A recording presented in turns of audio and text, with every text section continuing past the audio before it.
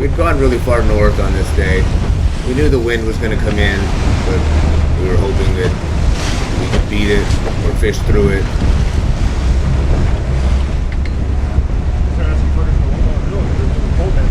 It was really rough out there. The wind was picking up. Conditions were getting worse. We were trying to get out of there in a hurry.